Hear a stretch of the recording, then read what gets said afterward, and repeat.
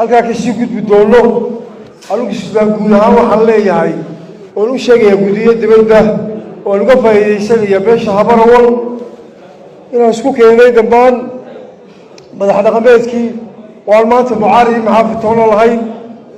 lala shaqaynaya xukuumadda iyo dowladda somalilan lala shaqaynaya beelahan walaalahan haysta beeshan maanta halka lagu casuutay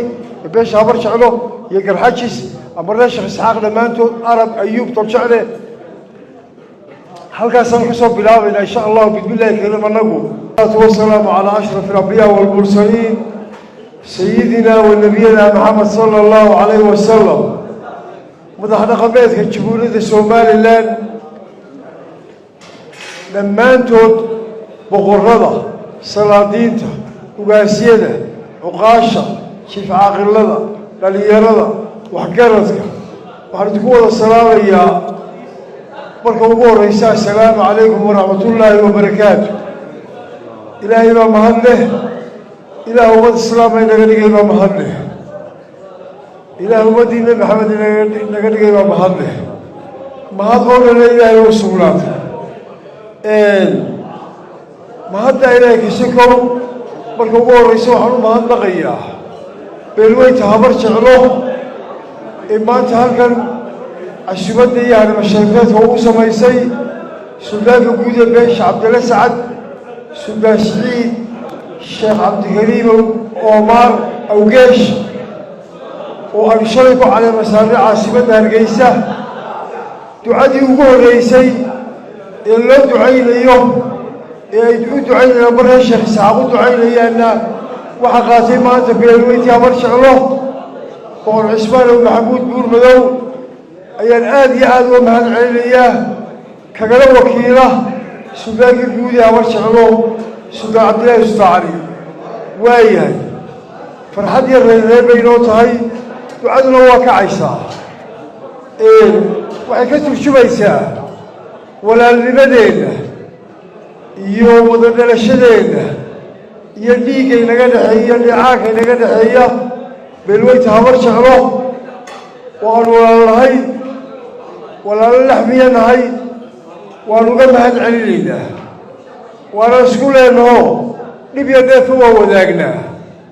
dhib iyo dheefba waa wadaagnaa ilaahay dhibtaha inaga hayo waa walaalnimadii qaaliga ahayd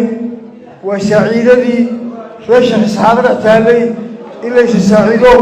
laysa soo dhaweeyo wixii noo soo kordhahanan aan ku wada galno egshoraniskaasi waxaa kaloo mahad celinayaa oo aan ka guddoomay beelweynta garxajis ee walaalahaya ee dhiig iyo dhacaanka aan wadaagno ee walaalahaya oo iyaguna maalinta khamiista suldaanka aan gardaadinayno ee suldaan siciid awgeesh suldaanka guud cabdille sacad iyaguna martiqaadii harimo sharifeedu fidiye baan u mahad celinayaa waxa iyaguna aan u mahad celinayaa kana guddoomay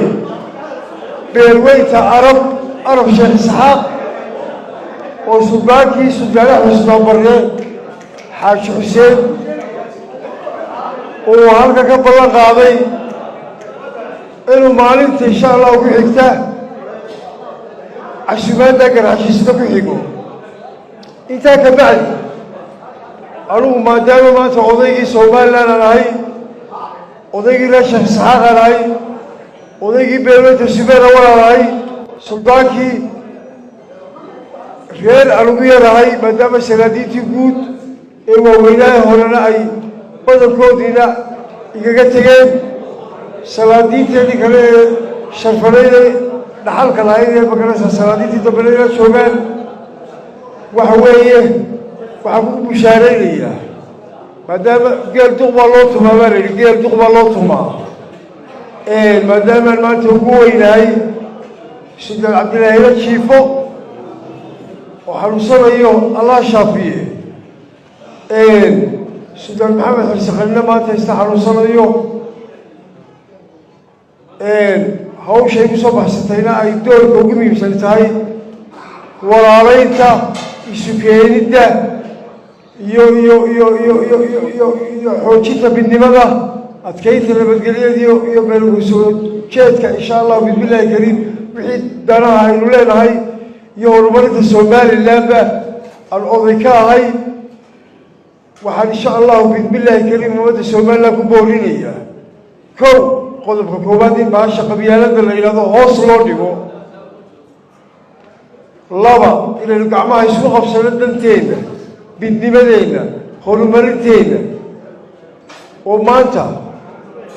waxa weeyaan waxay maanta cagta saarnay oo adduunyadoo dhan isku beddelaysaa dagaalkii horumarintaa la gelayaa iyo dagaaladii qaboobaa waa badanka inaguna maanta somaliland wax lagu majeeranayaa nabadgelyada taalla taa inaynu sii adkaysanno oo aynu bushaarooyin badanna maanta ku rajo badan qabno in insha allahu dalkani maalgashiina helayo aqoonsigiina helayo walaalayaal aynu gacmaha isqabsano dhammaanteed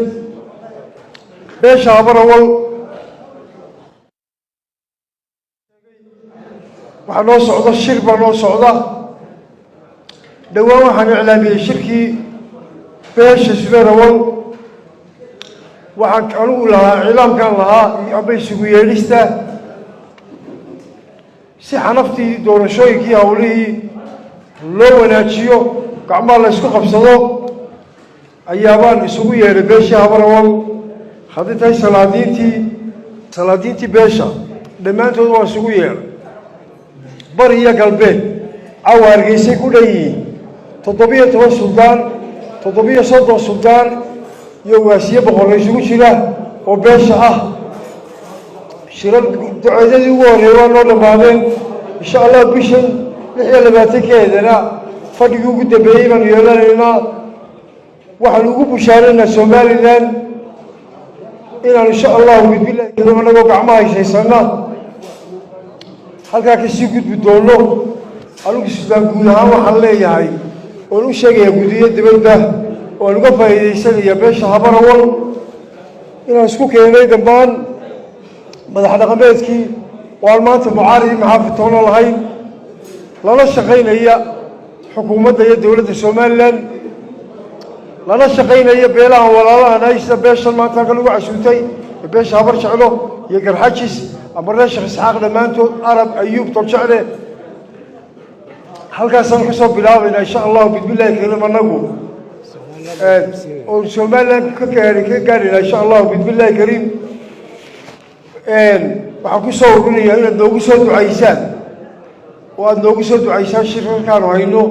dhammaantiiba waxaan iska codsanaynaa duco ballaaran baan iska codsanaynaa boqorradiiyo salaadiinta ducada waa laga aqbalaa insha allahu hawshaanu gacanta ku haynana noogu soo duceeya insha allahu tiina jexda khayra ilaahay nooga dhigo aad iyo aad baan idin salaamayaa mar labaad iyo mar saddexaadba waxaan aada ugu mahadnaqaynaa boqor cismaan maxamuud iyo beelwe